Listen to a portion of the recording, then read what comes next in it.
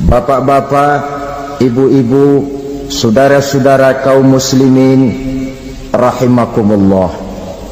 Dunia ini penuh dengan berbagai macam kesibukan. Sejak dari petani yang turun ke ladang, pedagang yang berangkat ke pasar, pelajar yang menuju sekolah, sampai kepada pegawai yang berangkat ke kantor, seluruhnya tidak lain untuk mencari sesuatu yang bernama bahagia. Setiap orang menginginkan kebahagiaan, dan tidak seorang pun menginginkan kesengsaraan dalam kehidupan ini. Namun nyatanya tidak setiap orang yang ingin bahagia mengetahui jalan yang harus ditempuhnya untuk sampai kepada kebahagiaan itu.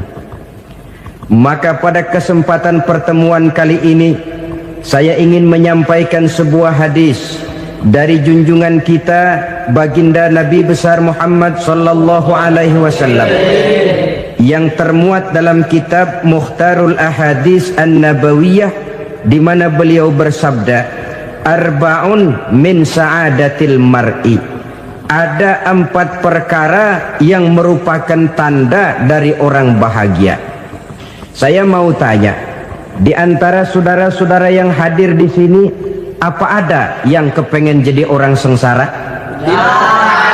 Seluruhnya tentu ingin mendapatkan kebahagiaan. Maka menurut resep dari Nabi kita, tanda orang bahagia itu 4. Jadi kalau saudara ingin bahagia, harus mempunyai 4 perkara ini. Yang pertama, orang bahagia itu kata Nabi, darun wasi'un.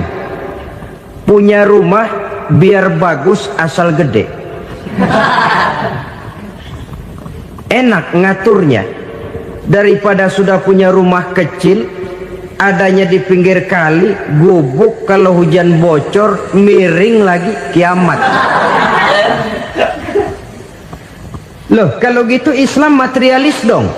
Hadis ini boleh diartikan dengan makna hakiki, arti yang sebenarnya, boleh diartikan dengan makna majazi, arti kiasan. Kalau dia diartikan dengan arti kias, maka yang dimaksud darun wasi'un ay qalbun wasi'un. Rumah yang luas tidak lain daripada hati yang lapang. Karena di situ kunci kebahagiaan yang sebenarnya. Walaupun kita cuma tinggal di petak berukuran 2 kali 3 meter, kalau hati kita luas-luas rasanya rumah itu. Tapi biar rumah kita halamannya saja puluhan ribu hektar, ada kolam renangnya, kamar tidurnya tidak lagi terhitung. Kalau hati yang menempati rumah itu sempit, maka akan terasa sempit jugalah rumah itu. Tempat bergantungnya tidak lain adalah hati. Marilah kita mencoba melihat berbagai pandangan orang tentang bahagia ini. Ada orang menyangka bahwa bahagia itu kalau dia mendapatkan harta yang sebanyak-banyaknya. Siapa yang banyak harta, dialah raja. Apa yang dia mau, seluruhnya bisa dibeli. Keamanannya, dia bisa menyewa petugas. Seluruh fasilitas untuk menyenangkan kehidupannya bisa dibeli. Pendeknya, hartalah segala-galanya dalam kehidupan. Sampai ada pepatah mengatakan, innad darahima fil amakini kulliha taksur rijala mahabatan wa jalala. Sesungguhnya harta, dinar, dirham, uang di mana-mana selalu bikin hebat orang yang memilikinya. Coba lihat, orang yang punya duit sama yang enggak punya duit, jangan gaya hidupnya, gaya jalannya aja lain.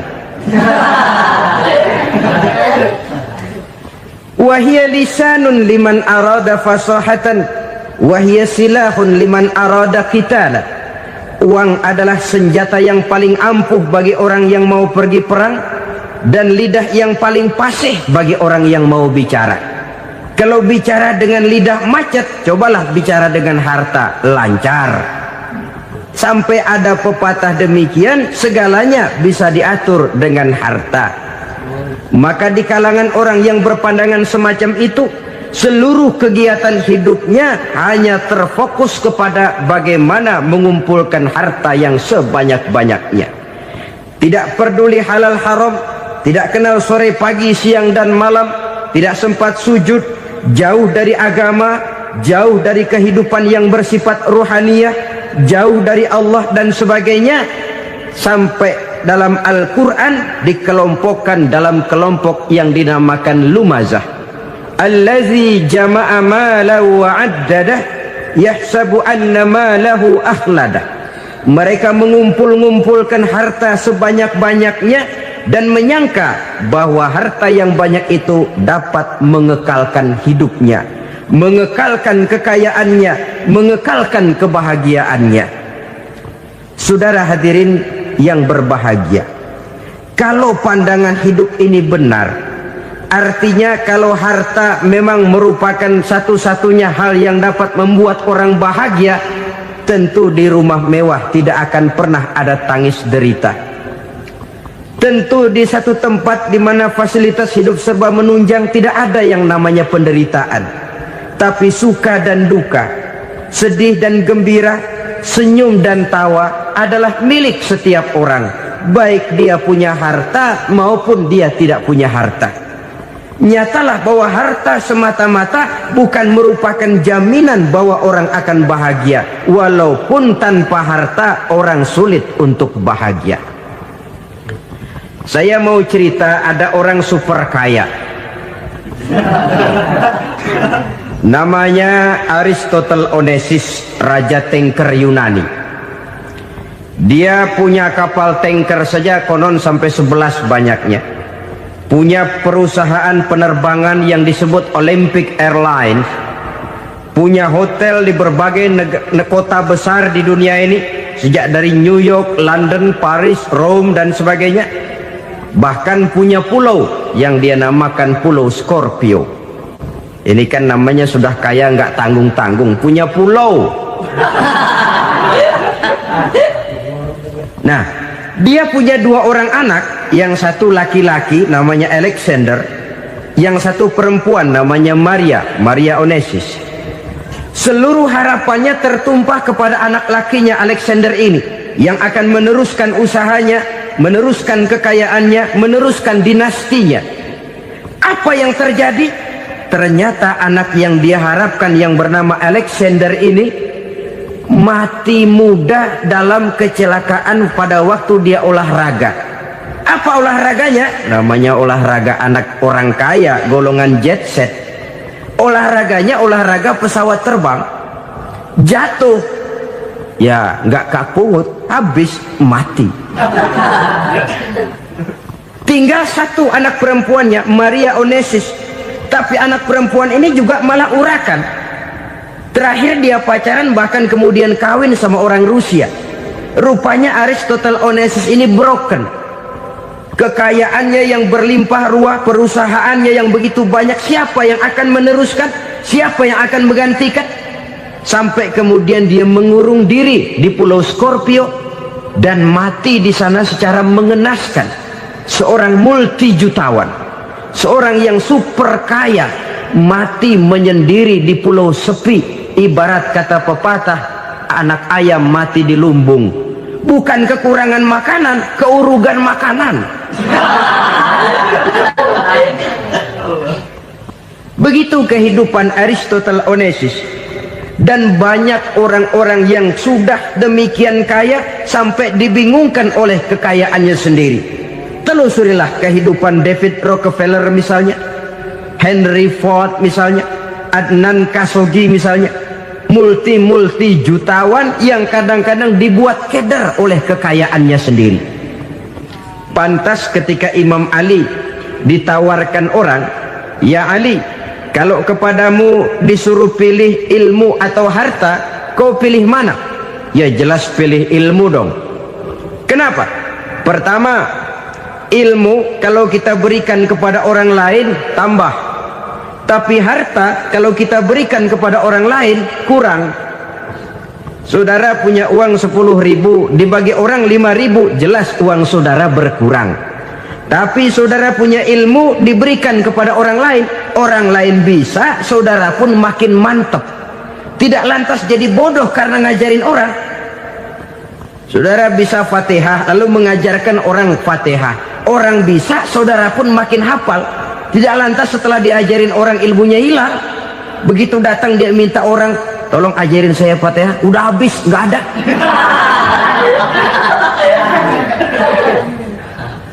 Yang kedua kata Imam Ali, ilmu menjaga kita. Kalau harta, kita yang harus jaga. Makin banyak ilmu, makin terpelihara diri seharusnya. Tetapi makin banyak harta, makin bingung kita jaganya. Sampai kadang-kadang kalau perlu seluruh keliling rumah dipasangi alarm. Belum cukup disewakan anjing besar-besar, pasang di depan pintu, awas anjing galak. Masih belum cukup juga, cari centeng tukang-tukang kepruk jaga rumah. Masih terasa belum aman, padahal rumahnya dikelilingi tembok besar. Di balik tembok ada pintu-pintunya tebal. Di balik pintu itu terbuka masuk kamar, kamar pun ada pintunya, pintunya pun kuat. Masuk ke dalam kamar ada lemari, lemarinya pun pintunya kuat, dikunci, kuncinya pun kuat. Tapi terhadap seluruhnya yang timbul cuma sekedar was-was saja. Kesimpulannya sekali lagi, tanpa harta orang memang sulit untuk bahagia. Tapi harta semata-mata tidak merupakan jaminan orang akan bahagia. Dengan hati yang luas, itu modal utama untuk mencapai kebahagiaan hidup. Orang yang hatinya luas, saudara-saudara, punya hati yang lapang, melihat kenyataan hidup ini, dia bersyukur senantiasa kepada Allah. Lantas tidak timbul hasud dan iri hatinya. Oleh karena itu jiwanya selalu lapang. Kalau tidak, cupik hati namanya, dangkal pandangan, tidak senang melihat orang lain dapat nikmat, dan itu sering dijadikan contoh. Kalau orang yang lapang dada, dia lihat tetangganya beli TV baru, dia berkata, alhamdulillah ya, tetangga kita beli TV, mudah-mudahan kita bisa ikut nonton. Lapang dadanya.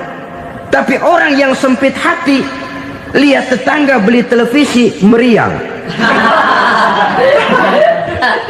Enggak diapa-apain, meriang. Besoknya dengar tetangga beli motor, makin sakit, ke rumah sakit. Lalu di rumah sakit dengar tetangganya beli mobil, mati. Disiksa oleh perasaannya sendiri. Orang kalau hati sudah sempit dalam hidup, kemanapun dia pergi, sempit rasanya medan kehidupannya. Kemudian kita melihat juga ada orang yang menilai bahwa bahagia itu katanya kalau punya kedudukan yang tinggi, pangkat yang agung, wibawa yang besar. Mungkin betul, tapi mungkin juga tidak. Bergantung kepada hati orang yang punya pangkat itu. Sama dengan harta tadi. Harta akan membawa bahagia kalau dia jatuh ke tangan orang yang berhati lapang. Tapi harta akan jadi bencana kalau jatuh ke tangan hati orang yang sempit. Pangkat akan membawa bahaya kalau jatuh di tangan hati orang yang sempit. Lebih dari itu, kenyataan mengajarkan kepada kita bahwa ternyata pangkat dan jabatan tidak selamanya memberikan kebahagiaan dalam kehidupan. Bahkan resikonya kelewat besar. Beberapa bukti kita bisa ambil dari para pemimpin dunia yang menjadi korban lantaran pangkat dan jabatan yang disandangnya.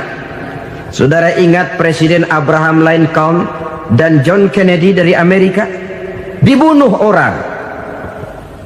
Park Chung-hee dari Korea Selatan, Ziaur Rahman dari Bangladesh, Anwar Sadat dari Mesir, terakhir Indira Gandhi dari India, menjadi korban dari pangkat dan jabatan yang disandangnya dari orang-orang yang tidak senang dia memegang jabatan itu. Dia akan mudah mengundang bencana. Sehingga pantas kalau seorang presiden terkemuka Amerika, Harry Truman namanya, dia mengatakan jabatan presiden itu, kata dia, seperti orang nunggang macan, naik macan. Harus kita taiki, kalau enggak dia bakal nerekam kita, ngeri katanya. Adapun orang yang hatinya lapang, Kalau dia menerima pangkat dan jabatan, dianggapnya itu satu kesempatan untuk berbuat baik. Tapi orang yang berhati sempit, menerima pangkat dan jabatan, bukan kadang-kadang menerima, malah berusaha setengah mati mencapai dengan segala cara. Kalau perlu jilat atas, jilat atas. Jadi golongan sumuhun dawu. Jadi kelompok kulon nuwun, yes sir, yang kerjanya cuma oke bos. Kalau perlu jilat atas, jilat atas. Kalau perlu injak yang bawah, injak yang bawah. Perlu sikut kiri kanan, sikut kiri kanan. Yang penting pangkat dapat, jabatan dapat.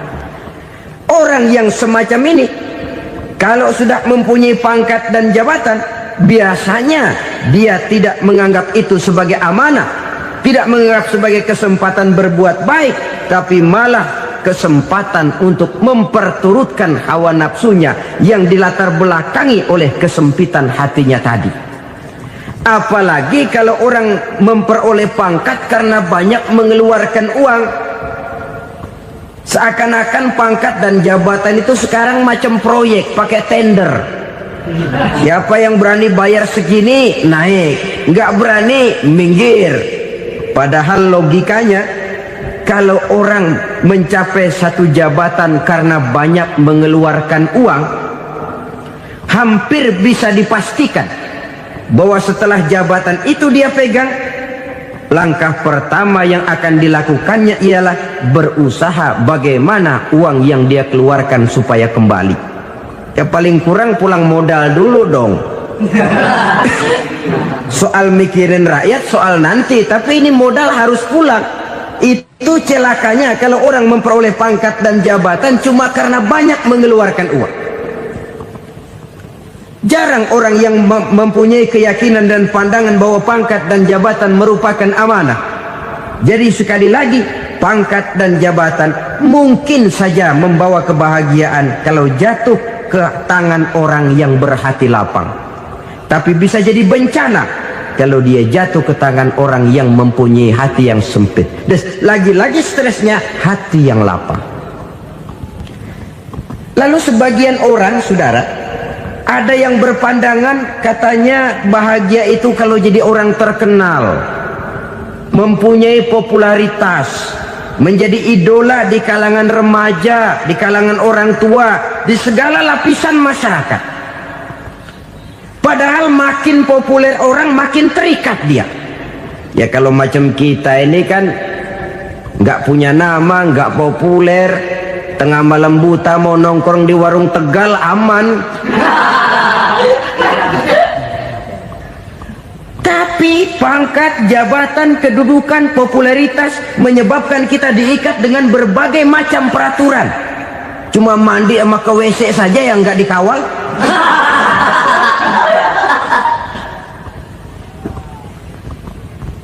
Benarkah popularitas, ketenaran membawa kebahagiaan? Mungkin, ya, tapi mungkin juga tidak. Kenapa? Banyak orang-orang populer yang mengakhiri hidupnya secara tragis. Kita ambil beberapa nama. Di Amerika tahun 60-an ada bintang seksi paling terkenal yang dijuluki seks bom. Bom seks.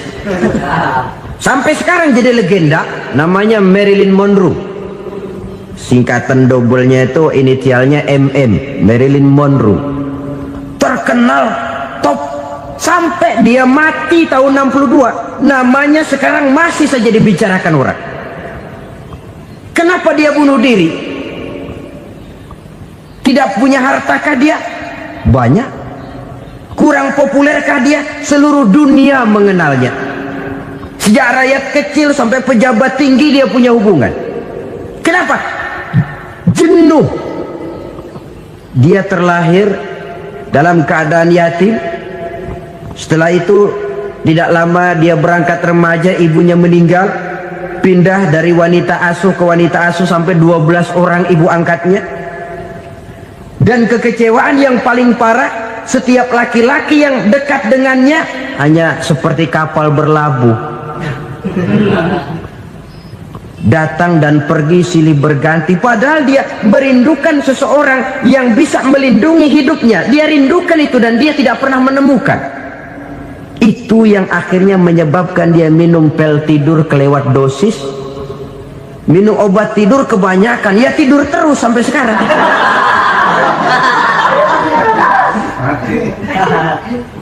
Dia mengakui, saya telah memiliki ketenaran, tapi saya tidak pernah hidup dalam ketenaran itu. Saya pandai main sandiwara, tapi saya ingin hidup dalam alam yang real sebagaimana umumnya orang. Itu yang dia rindukan. Menyusul jejak yang namanya Marilyn Monroe ini, Billie Holiday, saudara kenal tentu, di rumah sakit dirawat. Dia juga minum obat overdosis, mati lagi. Jimi Hendrix minum obat tidur overdosis kelewat batas, mati lagi. Lalu yang menghanyutkan diri di danau, Janis Joplin dan Brian Jones. Ini orang-orang populer, orang-orang terkemuka yang mengakhiri hidup secara tragis, bukan karena tidak terkenal, mungkin karena sudah saking terkenalnya. Contoh paling belakangan, Bruce Lee. Wah, ini tukang-tukang keprok tentu kenal siapa dia. Sampai sekarang pun tabir kematiannya masih merupakan misteri. Dan yang masih hidup juga menunjukkan gejala yang aneh. Michael Jackson, rumahnya di Beverly Hills itu dijaga sedemikian rupa, dan dia selalu curiga kepada setiap makanan harus steril, bersih dari segala macam kimia. Kemana dia pergi, itu tukang-tukang keprok sudah selalu menjaga dan mengawal, dan dia seakan takut menunjukkan mukanya yang asli. Hingga kalau tampil ke tengah di luar show, dia kadang memakai pakaian yang tidak menunjukkan dia yang sebenarnya, takut dikenali orang. Ternyata popularitas sering jadi momok yang meracuni kehidupan manusia. Oleh karena itu, benarlah junjungan kita pada saat beliau mengajarkan orang akan bahagia kalau dia mempunyai hati yang lapang. Nah, sekarang masalahnya untuk mendapatkan hati yang lapang, caranya bagaimana? Kita kembali kepada konsep Quran. Allah mengajarkan, ala inna bi dzikrillahi tatmainnul qulub. Ketahuilah bahwa dengan banyak mengingat Allah, hati akan tenang, jiwa akan lapang.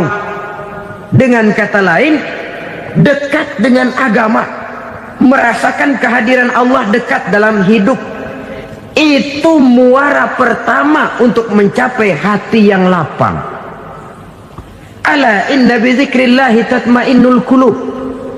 Jangan macam orang sekarang ingin mendapatkan ketenangan lalu tapak di puncak gunung, di gua-gua, di tempat sepi. Iyalah kalau nggak ada ular. Kalau tergigit ular berbisa, ketenangan belum, mati jelas itu. Islam positif untuk mendapatkan ketenangan. Ala inna bi dzikrillahi tatmainnul qulubi. Bahwa ketahuilah bahwa dengan banyak mengingat Allah, hati akan tenang, jiwa akan lapang, nuansa pikiran akan luas. Karena yang namanya bahagia ada dimanapun manusia berada. Di kampung ada bahagia, di kota ada bahagia, di ngarai, di lembah, di gunung, di hutan, di lautan, di angkasa luar, dimanapun bahagia itu ada kalau kita bermodalkan hati yang lapang ini. Dan hati akan lapang kalau kita dekat dengan agama.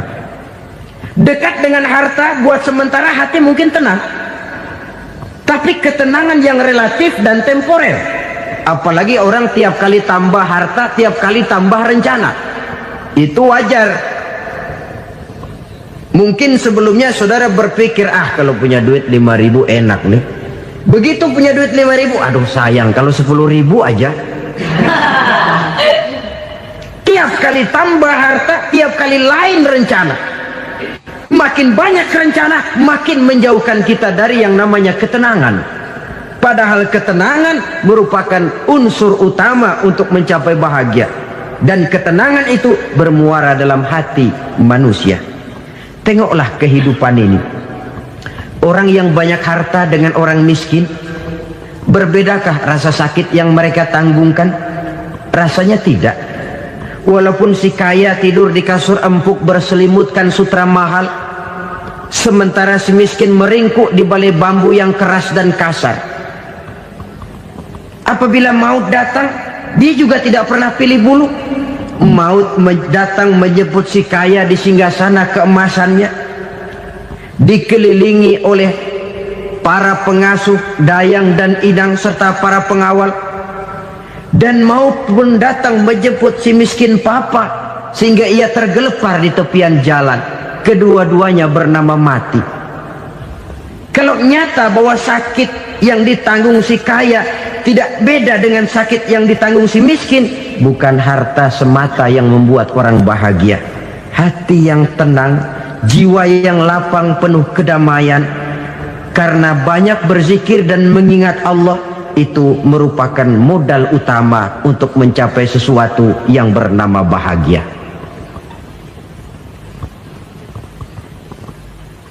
Saudara hadirin yang saya hormati, inilah yang pertama dari 4 ciri yang digambarkan oleh Nabi tentang tanda-tanda orang bahagia. Dan harus berangkat dari yang pertama ini, hati yang lapang. Ini yang harus kita miliki lebih dahulu, baru nanti akan menyusul kepada poin yang ketiga, kedua dan selanjutnya. Sebab kalau hati sudah terisi dengan jiwa yang lapang, seluruh persoalan insya Allah akan bisa kita atasi dengan sebagaimana mestinya. Yang kedua sekarang, tanda orang bahagia menurut baginda Nabi, markabun syariah. Orang bahagia itu, kata beliau, punya kendaraan biar cepat asal lancar. Artinya kemana dia mau pergi mudah. Apa maksud hadis ini? Kalau kita kaji lebih dalam, kendaraan itu kan alat transportasi. Transportasi tidak lain adalah usaha memudahkan komunikasi. Pindah dari situ kepada teori bahwa manusia adalah zon political, makhluk bermasyarakat yang tidak bisa memenuhi kebutuhan hidupnya secara sendirian. Kita memerlukan keberadaan orang lain dalam kehidupan ini. Untuk memakai baju saja kita sudah perlukan petani yang tanam kapas, pabrik yang memintal kapas jadi benang, pabrik yang menenun benang jadi kain, sampai kepada mesin jahit, sampai kepada tukang jahit. Itu cuma untuk memakai pakaian saja. Tidak seorang pun di antara kita yang sanggup memenuhi kebutuhan hidupnya secara sendiri. Kita perlu orang lain. Maka kebebasan dalam arti mutlak, kebebasan tanpa batas, itu tidak mungkin ada dalam kehidupan. Karena kita mengadakan yang disebut interaksi sosial. Setiap kegiatan kita tentu melibatkan orang lain. Menurut kita barangkali kita bebas jalan di jalan raya semaunya, tapi orang lain berkendaraan pun merasa bahwa ini ada juga jalan haknya, dan begitu selanjutnya. Oleh karena itu, maksud dari kendaraan yang cepat ini adalah khulata'uhu ma'as solihin. Lingkungan pergaulannya terdiri dari orang-orang soleh. Pergaulannya luas. Kemana dia pergi ada temannya. Kesulitannya ada tempat dia cerita. Dan kesulitan kalau sudah diceritakan kepada orang lain, taruh kata orang itu tidak bisa menolong, namun menceritakannya kepada orang yang kita percayai, kan paling kurang sudah mengurangi beban jiwa, mengurangi tanggungan batin, merasa masih ada tempat kita cerita. Maka lebih baik orang awam yang mau bergaul ketimbang orang setengah alim tapi ngunci pintu. Sebab nantinya akan timbul sikap picik, cupik pandangan, dan tidak luas menghadapi kenyataan dalam kehidupan ini. Namun yang harus kita garis bawahi, pergaulan memang mesti luas. Namun jangan sekali-kali lupa bahwa pergaulan sangat besar pengaruhnya dalam ikut membentuk kepribadian manusia. Sehari-hari bisa kita bilang, Kalau kita dekat sama tukang minyak wangi, sekalipun nggak dibagi minyaknya, baunya tentu dapat. Betul? Tapi dekat sama tukang elas, walaupun nggak kena apinya, asapnya mesti kena. Kalau Syauqi mengatakan lebih jelas lagi, man asyaral asyrafa asya musyarrafan wa muasyiral anzali ghairu musyarrafin. Awalam taral jildal hakira muqabbalan bisagri lamma sara jildal mushaf. Siapa yang bergaul dengan orang mulia, dia bakal ikut menjadi mulia. Tapi siapa yang berteman dengan orang hina, dia tidak bakal ikut menjadi mulia. Tidakkah kau lihat, kata Syauqi, kulit kambing yang hina pun dicium orang ketika menjadi kantong Quran. Kulit kambing hina, kalau dia sendirian gak ada yang mau cium. Tapi begitu dia bergaul dengan Quran, menjadi kantong Quran, dipakein minyak wangi, ditaruh di tempat yang tinggi, mau diambil dicium dulu, dibawa dengan penuh hormat dan hati-hati. Kulit kambing yang hina lantaran berteman dengan Quran, numpang mujur. Tapi coba lihat kalau kulit kambing berteman dengan kayu, jadi beduk, habis. Zohor dikemplang, asar dipukul. Itu pun sedikit saja, cuma salah milih teman. Yang temannya Quran dihormati orang, yang temannya kayu lantaran jadi beduk, gelap-gelap subuh orang udah kemplangin.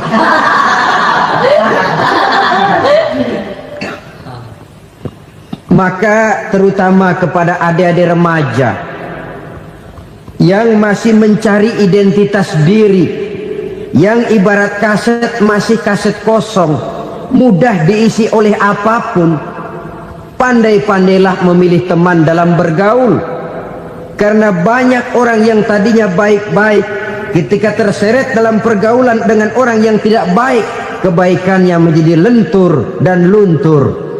Tapi berapa banyak bajingan-bajingan tengik, orang-orang yang berlumur noda dan dosa, tiap hari melakukan maksiat, namun bergaul dengan orang yang baik-baik, pada akhirnya sedikit demi sedikit beringsut dan berangsur dia terbiasa mengikuti kebaikan-kebaikan. Saya tekankan ini kepada remaja karena mereka masih mencari identitas diri. Apa yang mereka lihat mereka mau, apa yang mereka dengar mereka ingin tahu. Coba lihat kehidupan remaja. Pulang nonton film Rambo, pengen jadi Rambo, gagah, maunya belekai melulu. Pulang nonton film Superman, pengen bisa terbang. Pulang nonton India, nyanyi melulu. Wajar, mereka masih mencari identitas diri. Saya ini sebenarnya siapa? Lingkungan, pergaulan akan membentuk itu. Karena itu pandai-pandailah bergaul, karena ia sangat besar pengaruhnya dalam ikut membentuk kepribadian manusia. Apalagi sifat yang jelek lebih cepat menularnya ketimbang sifat yang baik. Sifat yang baik, watak yang soleh itu lambat sekali untuk menular. Tapi yang tidak baik, kan prosesnya mah kalau remaja biasanya mula-mula dengar. Karena dengar lalu pengen tahu. Karena pengen tahu lalu ngeliatin. Begitu ngeliatin kan pengen nyobain. Setelah nyobain ketagihan. Nah, ini prosesnya. Yang namanya ganja, morfin, narkotik, awalnya kan begitu. Mula-mula dengar, katanya kalau sudah fly to the sky, ya, sudah melayang ke langit, katanya disitulah puncak kebahagiaan. Mulanya cuma dengar. Karena dengar pengen tahu. Karena pengen tahu lalu ngeliat, kumpul sama orang yang suka ngeganja. Setelah ngeliat, nah pengen ngerasain. Begitu ngerasain enak juga, ketagihan. Kalau sudah ketagihan jadi penyakit kronis, bisa merembet kepada yang lain. Iya, kalau orang tuanya mampu untuk beli morfin, beli ganja. Kalau tidak kan pikirannya ngayap, jemuran siapa ya gue sabet. Timbullah perbuatan-perbuatan negatif yang bermula dari salah pergaulan. Apalagi buat adik-adik remaja yang tinggal di kota-kota besar, yang pengaruh budaya, pengaruh kesenian, pengaruh struktur kehidupan yang nampak makin individualistis, di mana persaingan tajam, tensi ekonomi tinggi, orang mudah mengalami stres. Pandai-pandailah dalam bergaul, sekali lagi, karena ia sangat besar pengaruhnya dalam ikut membentuk kepribadian manusia. Orang bahagia punya kendaraan yang cepat, artinya punya pergaulan yang luas, dan lingkungan pergaulannya terdiri dari orang-orang yang soleh. Kemana dia pergi ada teman, kesulitannya ada tempat dia cerita. Tapi kalau sudah menyendiri, hidup sendiri, kesulitan dipikiri sendiri, bisa mati belum waktunya. Tidak ada tempat berbagi rasa, tidak ada tempat bercerita, tidak ada tempat mengurangi beban dalam kehidupan. Pantas betul kalau Islam sangat menggalakkan dan menganjurkan orang kalau sudah sampai waktunya itu untuk melangsungkan nikah. Kata Nabi, ya ma'syaras syabab man istata'a minkumul ba'at falyatazawwaj. Hai para pemuda, kalau sudah mampu memberi nafkah, kawinlah, nikahlah kamu. Kenapa? Sudah ada teman hidup, tempat berbagi rasa. Kesulitan kalau ada tempat cerita akan lebih ringan ketimbang kita telan sendiri, walaupun bobot kesulitannya sama beratnya. Saudara-saudara kaum muslimin rahimakumullah, inilah ciri yang kedua, punya kendaraan biar cepat asal lancar. Kemana kita mau pergi gampang. Dengan kata lain, setelah hati yang luas, pergaulan yang luas. Dua. Yang ketiga sekarang, tanda orang bahagia itu menurut Nabi, misbahun mudhi'un, punya lampu yang terang. Oh, itu enggak problem. Sekarang sudah zamannya listrik masuk desa, Pak. Lampu sudah terang semua. Betul, kalau itu yang dimaksud. Tapi tidak cuma itu. Karena lampu yang dimaksud di sini, lampu yang akan menerangi seluruh perjalanan hidup. Dan perjalanan hidup itu sudah dimulai sejak kita terlahir ke alam ini, sampai masuk ke alam barzah, kumpul di padang mahsyar, sampai ke akhirat. Lampu yang menerangi itu yang diperlukan. Kalau lampu, katakanlah yang paling top sekarang kan lampu jenis Mercury. Taruhlah itu di rumah kita, dia cuma menerangi rumah kita, menerangi hati pun tidak sanggup. Bila kita masuk ke alam barzah, alam kubur, sanggupkah si Mercury yang begitu terang menerangi alam barzah kita? Tidak sanggup lagi. Sanggupkah lampu yang ratusan watt, bahkan puluhan ribu watt menerangi kehidupan di padang mahsyar? Tidak akan sanggup lagi. Kalau demikian, yang dimaksud lampu yang terang di sini apa? Tidak lain amal soleh, kebajikan yang kita lakukan dalam hidup. Itu yang akan jadi lampu penerang. Di dunia nama kita akan terang, jasad kita boleh hancur terkubur tanah, tapi nama kita akan dikenang orang. Begitulah kalau orang meninggalkan kebajikan dalam hidup seperti sekarang. Ribuan orang tiap saat berziarah ke kubur Imam Syafi'i, ke kubur Imam Malik, ke kubur Imam Ghazali, ke kubur orang yang baik-baik, orang yang soleh-soleh. Kebajikannya yang ditinggalkan, yang mengukir namanya dengan tinta emas, sehingga saudara sudah terbaring di alam kubur. Orang lewat, Allah, ini kuburannya Fulan bin Fulan, dulu ini kebaikannya Masya Allah, saya ikut merasakan. Mari kita mampir sebentar, kita Fatihah, mohon disampaikan Allah pahalanya kepada almarhum. Al-Fatihah. Itu kalau orang baik-baik.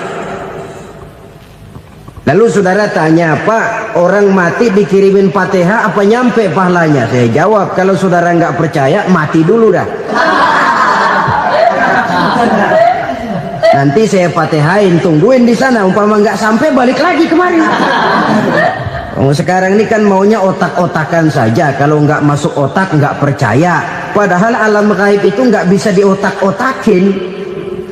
Sama saja dengan saudara pernah dengar cerita kapal tanpa emas tenggelam tak? Pernah nggak? Di mana? Ya, di laut Masalembo. Begitu ke tanpa emas tenggelam, ratusan penumpang itu terjun ke laut, dipermainkan gelombang, berjuang menghadapi maut itu. Orang lagi timbul tenggelam di lautan, dihantam ombak, kita tengokin pakai helikopter. Pak, lagi timbul tenggelam ya? Iya, tolongin. Jangan khawatir Pak, nih saya kirim intan Pak, harganya 10 juta. Kira-kira orang yang timbul tenggelam di laut seneng nggak? Tidak. Kan mahal toh intan 10 juta. Kenapa dia nggak senang? Karena intan 10 juta dalam kondisi seperti itu tidak sanggup menyelamatkan dia. Dia akan girang kalau dikirimin ban mobil bekas, dikirimin papan terentang atau bambu. Intan yang 10 juta dia nggak girang, ban mobil bekas yang 1000 perak tuh pegang, itu yang dia girang betul. Inilah sebabnya Nabi berkata, mal mayyitu fi qabrihi illa kal ghariqil mutaghawwis. Orang yang meninggal di alam kuburnya seperti orang timbul tenggelam di lautan. Yantaziru da'watan min ahli, menunggu doa dari keluarganya yang masih hidup. Duh, bapak saya sudah meninggal, saya sayang benar sama dia. Kirimin kulkas ke kuburannya Itu sama saja dengan tadi orang tenggelam di lautan dikirimi intan yang harganya 10 juta, tidak sampai. Begitulah kalau kebajikan yang kita tinggalkan dalam hidup, sudah mati pun kubur kita masih diziarahi orang. Tapi kalau jahat yang kita tinggalkan, boro-boro lah orang mau doa lewat dekat kuburan kita juga serem. Tuh bajingan noh, dulu mati dipendem di situ tuh. Jangan lewat situ, ntar kesurupan, jangan. Lewat saja orang ngeri. Konon lagi membacakan Fatihah dan mengirimkan doa. Hidup pada hakikatnya adalah kesempatan untuk berbuat baik. Maka sekali kesempatan itu diberikan, manfaatkan dengan sebaiknya. Sebab kesempatan kedua tidak akan pernah ada. Kesempatan berbuat baik di sini, di akhirat sudah pembalasan namanya. Sekali kesempatan itu dicabut, dia tidak akan pernah dikembalikan lagi. Kata Iqbal, hidup tidak mundur ke belakang, Bung. Berhenti diinjak orang, mundur hancur. Tidak ada kata mundur dalam hidup ini. Berhenti diinjak orang, mundur kecebur. Tidak ada kata lain, harus maju dalam kehidupan dalam artian yang positif. Hidup adalah kesempatan untuk mengumpulkan kebajikan yang sebanyak-banyaknya. Di situ nilai daripada manusia. Sekarang ini memang nggak kelihatan kok, orang yang banyak pahala sama yang banyak dosa nggak kelihatan kok. Barangkali kalau habis bikin dosa palanya pada benjol, mungkin orang takut sama dosa. Tapi sekarang sama saja, orang yang banyak dosa dengan yang nggak banyak dosa jalan bareng dari belakang, sama, nggak kelihatan beda. Tapi ada waktunya di mana pahala memegang peranan, di mana dosa diperlihatkan. Sama saja kalau kita bawa mobil siang, lampu kan nggak begitu berfungsi. Apa lalu bilang, alah ini lampu berat-beratin, copot-copotin aja dah. Tidak perlu begitu. Kenapa? Pada suatu saat malam senja akan datang. Bila matahari terbenam, senja pun datang, gelap mulai merayap, disitulah baru terasa perlunya lampu. Pahala begitu. Sekarang orang yang nggak ada pahalanya nggak kelihatan dalam kehidupan. Tapi pada suatu saat senja kehidupan akan datang. Ajal merenggut nyawa, malam merayap, dan hidup mulai diliputi kegelapan di alam barzakh. Dikala itu kalau nggak punya lampu, alangkah malangnya kita. Sebab amal yang baik, kata Nabi, di alam barzakh itu akan diciptakan menjadi perempuan yang cantik menemani kita. Amal yang jahat akan menjadi orang yang paling jelek nemenin kita. Udah di tempat gelap yang nemenin jelek.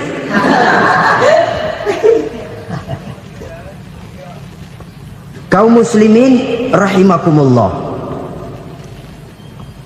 Kalau demikian masalahnya, tergantunglah kita pandai memanfaatkan waktu. Al-waktu kasayf, waktu itu cepat sekali. Yang namanya waktu itu tahu-tahu. Tahu-tahu udah tahun 87. Tahu-tahu udah begitu. Tahu-tahu yang kemarin anak-anak sekarang udah pada punya anak. Tahu-tahu saja itu. Begitu cepat waktu berlalu. Kalau tidaklah pandai kita memanfaatkannya, akan rugi kita. Nabi bersabda, "Man kana yaumuhu khairun min amsihi fahuwa rabih." Barang siapa yang hari ini lebih baik daripada hari kemarin, itu orang untung. Hari ini lebih baik daripada kemarin. Bulan ini lebih baik dari bulan kemarin. Tahun ini lebih baik dari tahun kemarin. Itu orang yang beruntung. Tahun kemarin sembahyangnya maghrib doang, sekarang udah tambah isya. Tahun kemarin cuman Idul Fitri aja ngancem bener, sekarang udah tambah Jumat, lalu tambah lagi maghrib, tambah lagi isya, dan selanjutnya. Hari ini lebih baik daripada kemarin, itu orang yang beruntung. Wa man kana yaumuhu mislu amsihi fahuwa khasir. Lalu barang siapa yang hari ini sama saja dengan hari kemarin, itu orang rugi. Hari ini sama dengan kemarin, rugi itu. Bulan ini begitu, bulan kemarin begitu, tahun ini begitu, tahun lalu juga begitu. Rugi itu orang. Rugi apa? Rugi umur. Umur tambah, amalan gak pernah tambah. Dan saya pikir lebih merupakan azab ketimbang nikmat kalau orang dikasih panjang umur cuma untuk numpuk dosa. Mending mana? Panjang umur banyak dosa sama pendek umur dikit dosa? Mending mana? Mending mana? Ya, paling mending tentu panjang umur banyak pahala. Tapi kalau tidak, sekali lagi, lebih merupakan azab ketimbang nikmat kalau orang diberikan panjang umur tapi cuma untuk sekedar menumpuk dosa. Kehilangan kesadaran bahwa dunia bukan terminal akhir dari satu perjalanan. Dia cuma halte di mana kita berhenti sebentar untuk menuju kepada terminal yang hakiki. Saudara-saudara kaum muslimin rahimakumullah, inilah lampu yang akan menerangi kehidupan, amal yang kita lakukan di dalam kehidupan. Jadi yang dimaksud dengan lampu yang terang, kebajikan yang kita kerjakan dalam hidup. Nah, setiap orang di awal tadi saya bilang ingin bahagia. Bahagia itu kan hakikatnya kumpulan senang dan selamat. Senang, selamat. Apa bedanya? Senang tapi tidak selamat, nggak bahagia. Selamat tapi nggak senang, nggak bahagia orang. Contoh, kalau orang korupsi, duitnya banyak, senang dia, tapi keselamatannya. Ada tentara baris di samping rumahnya udah bingung, padahal tentara latihan. Tentara cuma latihan, dia bingung. Senang, tapi karena keselamatannya tidak terjamin, dia tidak bahagia. Sebaliknya pegawai negeri jujur benar, cuma segaji-gajinya, selamat nggak korupsi, tapi melarat, ya nggak bahagia juga, kurang senang. Kesenangan dan keselamatan untuk dunia saja, ya sekali lagi, kalau cuma sekedar untuk dunia saja, bisa dibeli pakai uang. Bisa dibeli pakai uang. Saudara ingin selamat, bisa dibeli pakai uang. Saudara ingin senang, bisa dibeli dengan uang. Tapi setelah mati, masuk ke alam barzah, habis kekuasaan uang. Nggak bisa lagi beli keselamatan pakai uang. Tidak mungkin lagi membeli kesenangan dengan uang. Di situ pahala yang megang peranan. Makin banyak pahala, makin banyak saham untuk membeli kesenangan dan keselamatan, untuk memperoleh yang namanya bahagia. Dan jangan lupa loh, di alam barzah kita nggak sebentar, menunggu datangnya kiamat. Loh iya, kalau kita begitu dikuburin terus kiamat datang, untung.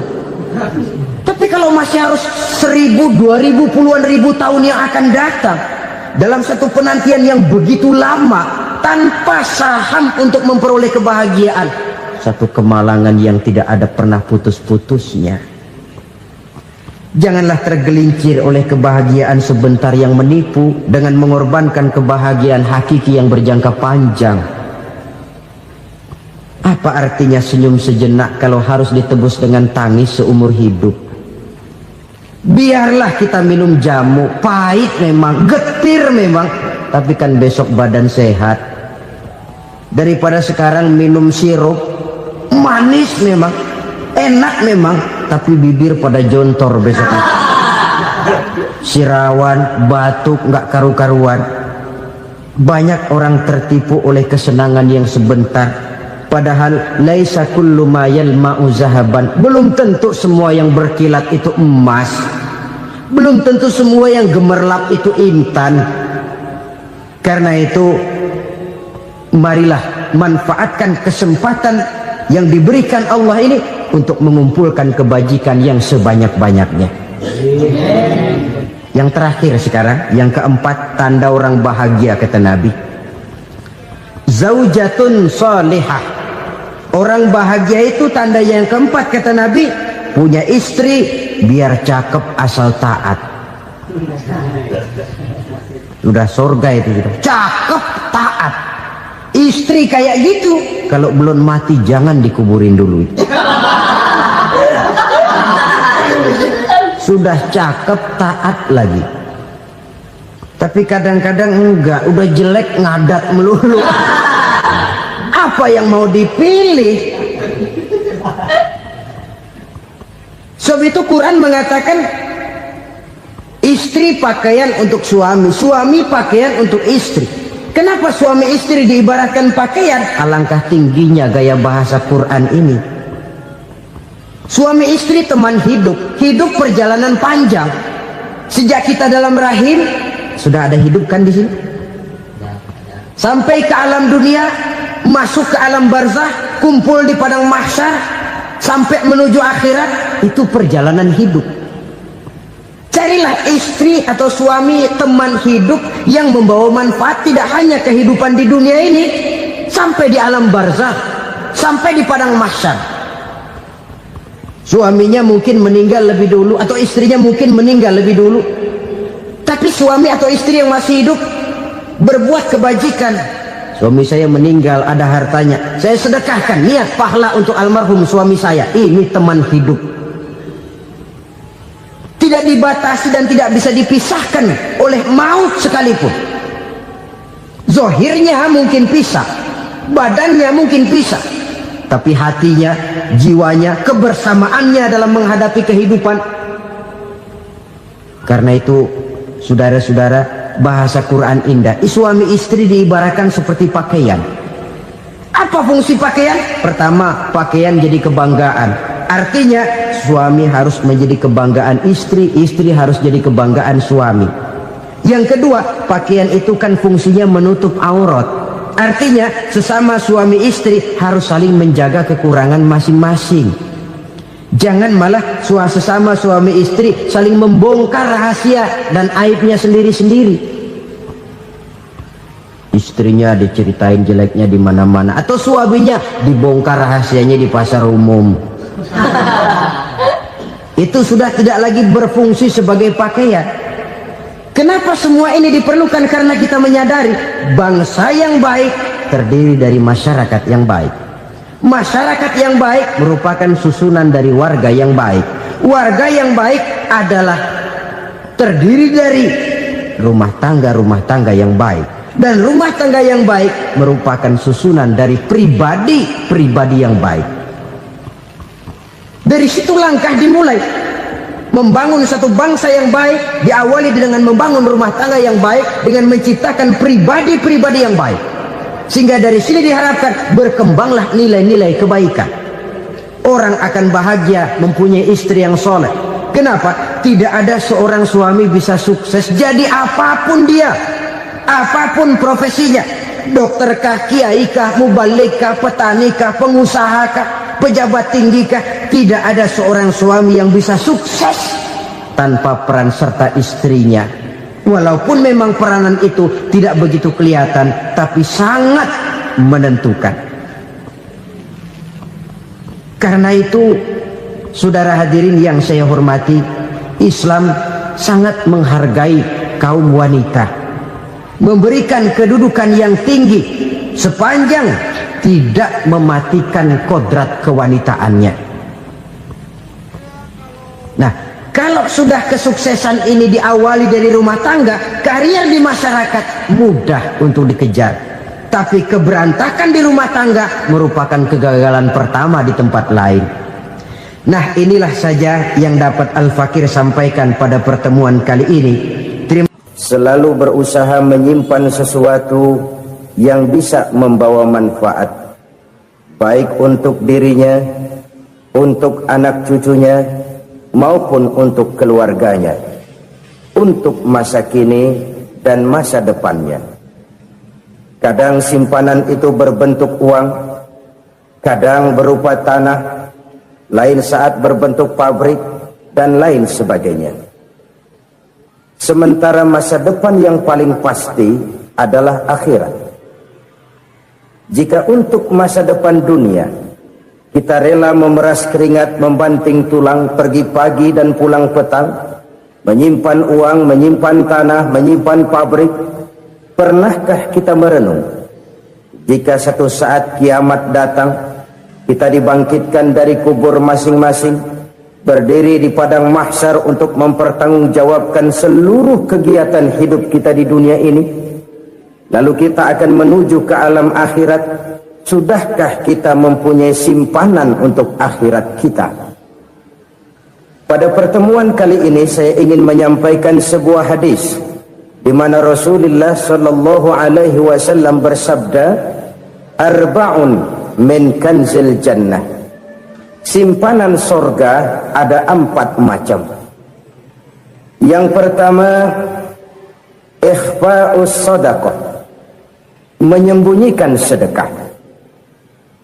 Saudara-saudara kaum muslimin, sebagaimana yang kita maklum bahwa Allah Subhanahu wa taala melebihkan sebagian rezeki dari kita terhadap yang lain.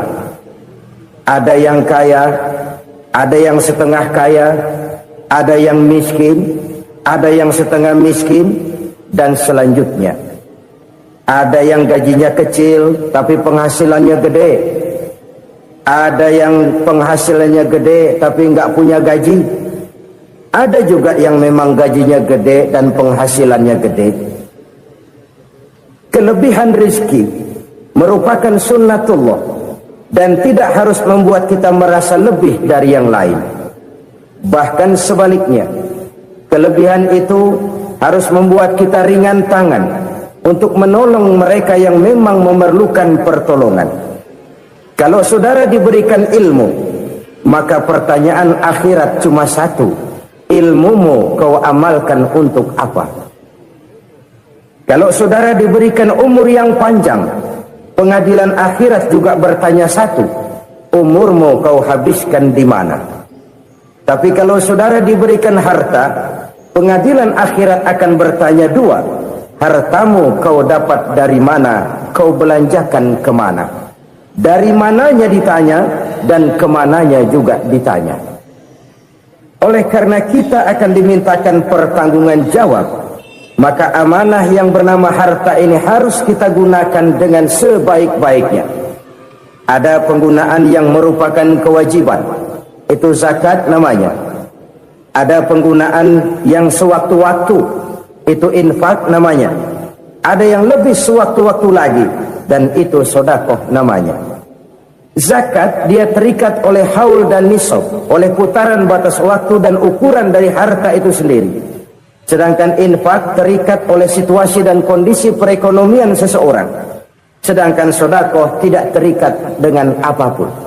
Dalam kondisi seperti apapun kita bisa melakukan sedekah dengan yang terkecil sekalipun.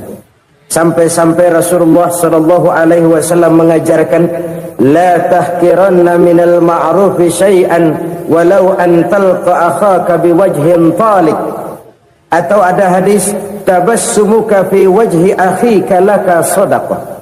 Senyumanmu kepada temanmu adalah sedekah. Jadi untuk melakukan sedekah tidak harus dalam berbentuk uang. Dengan ilmu kita bisa sedekah, dengan tenaga kita bisa bersedekah, dengan pikiran kita bisa bersedekah, bahkan senyum kepada teman itu pun sedekah. Jadi kalau sedekah dengan uang memang belum punya uang, nyengir aja banyakin. Itu asal pada tempatnya, jangan lalu ketemu tiang listrik cengengesan. Tentu tidak pada tempatnya dan tidak wajar. Nah, sedekah yang paling dicintai Allah adalah sedekah yang disembunyikan. Artinya jauh dari sifat riya. Kan kadang-kadang ada orang Sedekah itu disebutkan namanya. Apa tidak bagus? Kalau memang niatnya ikhlas, ya bagus-bagus saja. Untuk memberikan sugesti kepada yang lain.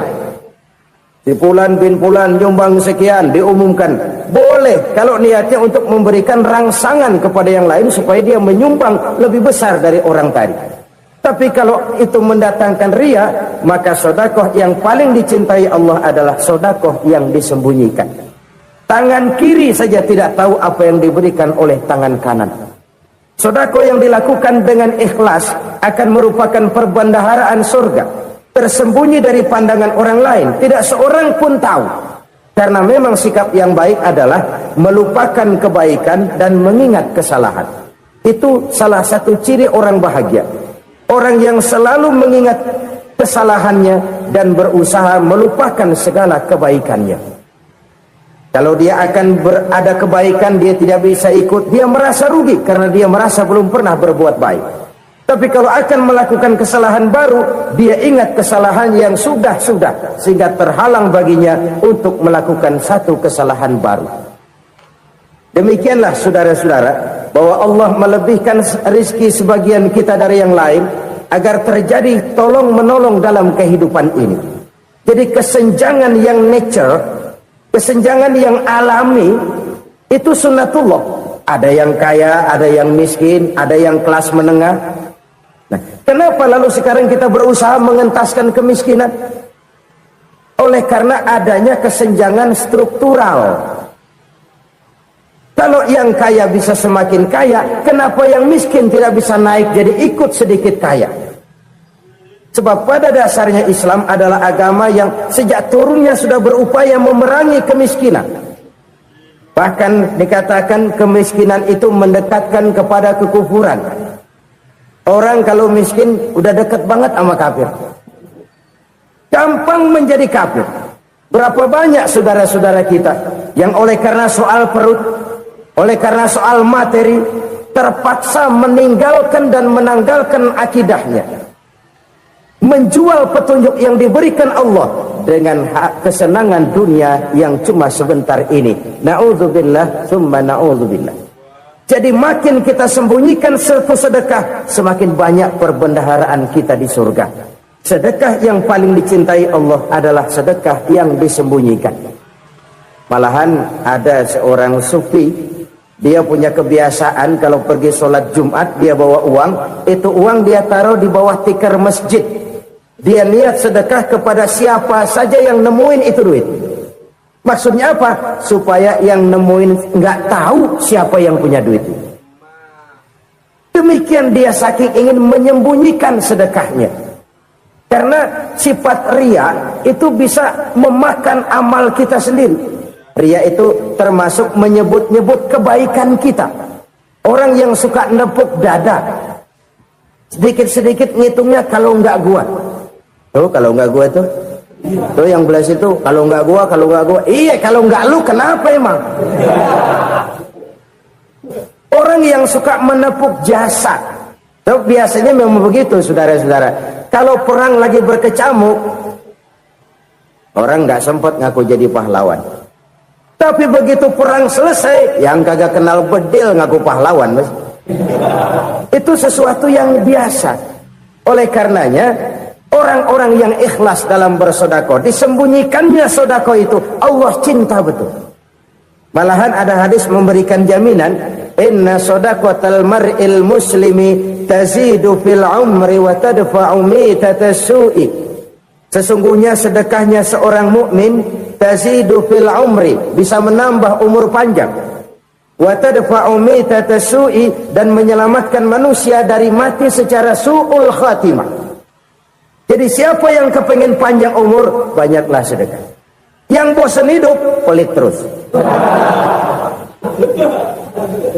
Sedekah menambah panjang umur dan menyelamatkan manusia dari mati secara su'ul khatimah. Pak, katanya umur itu nggak bisa ditambah, nggak bisa dikurangin. Kapan? Kalau ajal sudah datang. Fa idza jaa ajaluhum la yastakhiruna sa'atan wa la yastaqdimun. Kalau ajal datang tidak bisa dimajukan, tidak bisa dimundurkan. Itu kalau ajal sudah datang. Tidak bisa lagi umur ditambah dikurangi, sudah datang. Tapi kalau belum datang, itu kan haknya Allah. Mau ditambah, mau dikurangi, hak prerogatif Allah. Sebagai pencipta manusia, Allah maha kuasa dan maha mampu. Sedekah ini menambah panjang umur dan menyelamatkan manusia dari mati secara su'ul khatimah. Itu orang mati kan sama ya, kondisinya mati, nggak nafas. Tapi hakikat mati kan lain-lain. Ada yang mati itu husnul khatimah, baik akhirnya.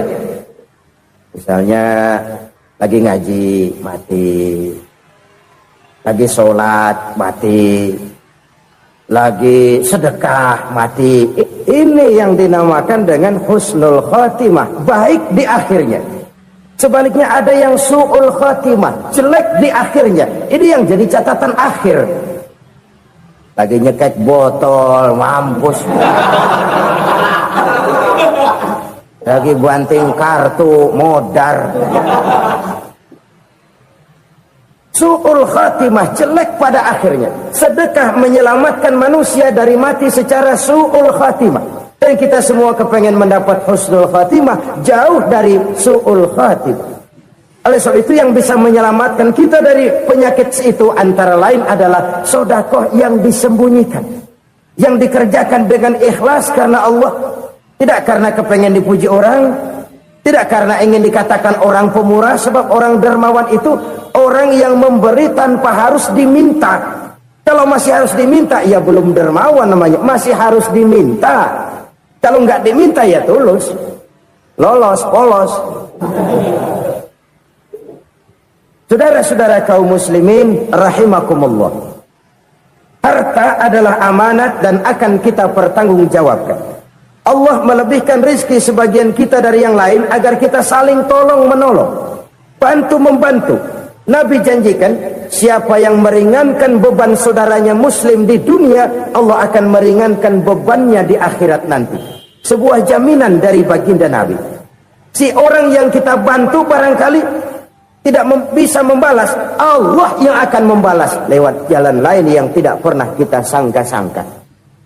Ada orang tanya, Pak, ini ada orang nyumbang masjid sambil marah-marah, bagaimana?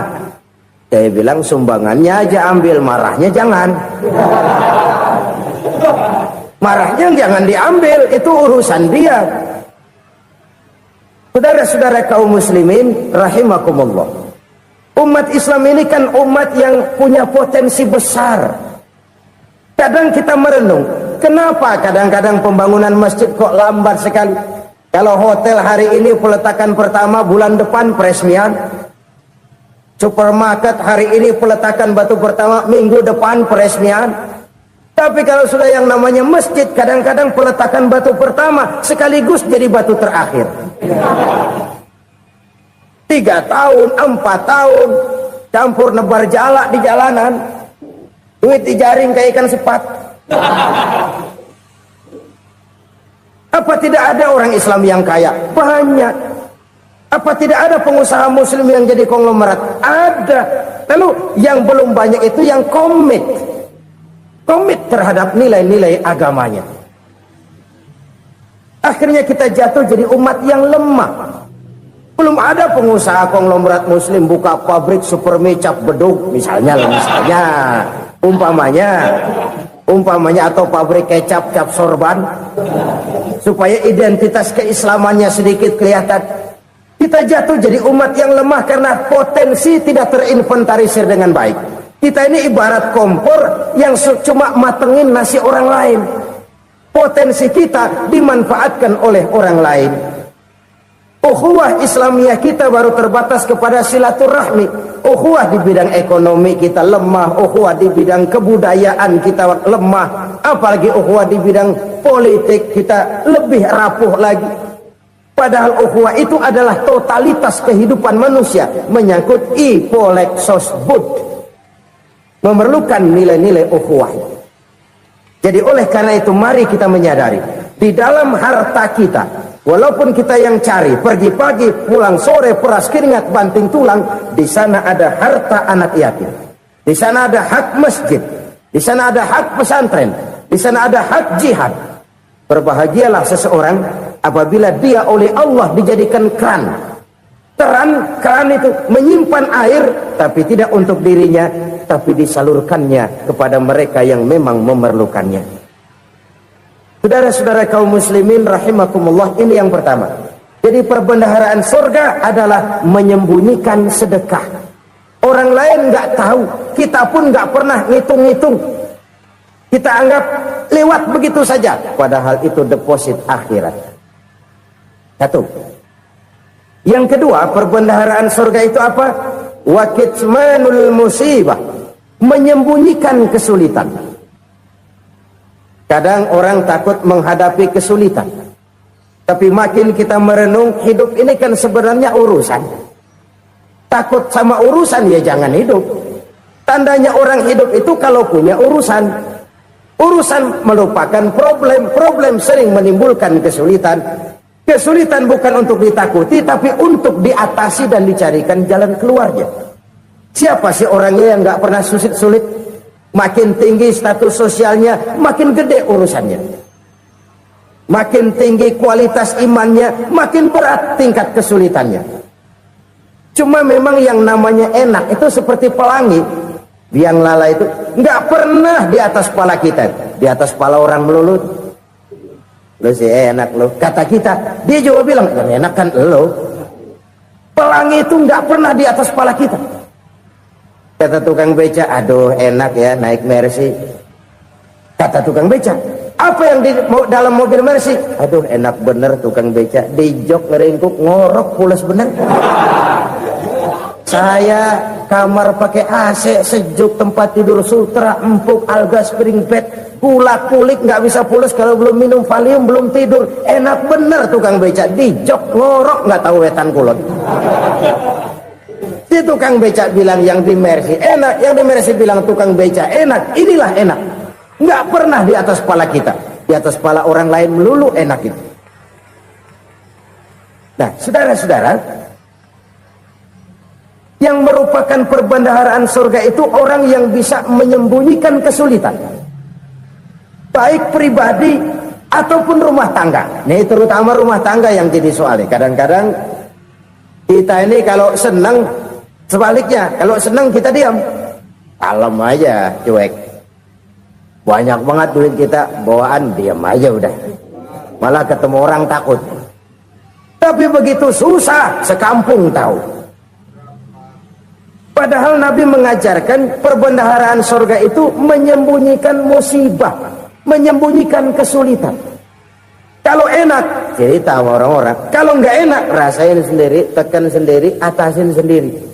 Kita kan sebaliknya, tenang kita diam, asal lagi susah, paling tidak kita nyari teman buat cerita kesusahan. Siapa orangnya yang nggak pernah susah?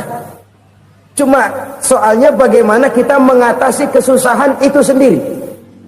Begitu juga misalnya kalau orang sudah berumah tangga, itu orang tuanya harus menjadi tempat dia cerita yang enak-enak saja. Yang nggak enak rasain berdua, selesaikan berdua, atasin berdua. Jangan dibalik. Asal senang diam, giliran susah saja. Maknya laporan. Terbalik. Bisa menjaga security informasi. Maka nama bayam keluar diam, malah seluitan. Enak amat lo makan daging ayam. Security informasi. Saudara-saudara kaum muslimin rahimakumullah,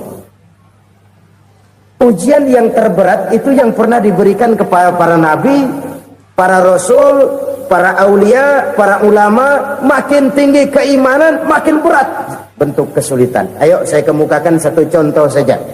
Ada seorang nabi yang kaya, nabi kaya, namanya Nabi Ayub. Iblis kalau orang begini kan keki, ibadahnya rajin, kaya. Nih yang kayak begini susah digodain. Kalau ibadahnya rajin, miskin, kali bisa disogok. Sini imannya mantap, ibadahnya rajin, kaya, nabi lagi. Oh, tapi namanya iblis nggak kurang akal. Laporan, Tuhan, Kenapa Les? Ya ini bahasa saya, bahasa Qur'annya sih nggak gitu. Itu hambamu yang namanya Ayub, dia rajin ibadah cuma karena dikasih kaya aja. Coba kasih miskin dia, berhenti dia sembahyang. Ah, kamu bisa aja. Saya tahu Ayub itu hambaku yang ikhlas. Saya buktiin Tuhan, silahkan. Dibuktiin lah, iblis turun ke alam ini. Yang mula-mula dia lakukan, dia rusak sawah ladang Nabi Ayub. Dia binasakan binatang ternak Nabi Ayub. Sehingga dalam waktu singkat, jatuhlah Nabi Ayub dari orang paling kaya jadi orang paling miskin. Beliau masih ibadah di mihrab dalam masjid. Datang iblis. Saudara Ayub, ya, lagi ngapain? Ibadah. Nyembah Allah, nyembah Allah. Oh, percuma. Kenapa? Tuhan yang ente sembah nih, dia udah bikin miskin ente. Sawah ladang ente hancur lebur, binatang ternak binasa. Sekarang ente jadi orang paling miskin. Ngapain nyembah Tuhan kayak begitu? Tekor. Udah berhenti dah ibadah, berhenti ibadah. Ini iblis sama Tuhan lapornya lain, yang dikerjakan kepada Nabi Ayub juga lain. Benar begitu iblis, kata Nabi Ayub. Iya, sawah ladang saya habis, buras. Binatang ternak saya binasa, binasa. Saya miskin, bangpak. Apa jawab Nabi Ayub? Bukan innalillahi, ya ini hebat. Alhamdulillahillazi a'tani wa akhza minni. Segala puji bagi Allah yang telah memberikan harta kepada saya dan sekarang mengambilnya lagi. Alhamdulillah. Allah yang ngasih, Allah yang ambil. Itu mah urusan Allah. Iblis cuman ibadah jalan terus, sujud lagi Nabi Ayub.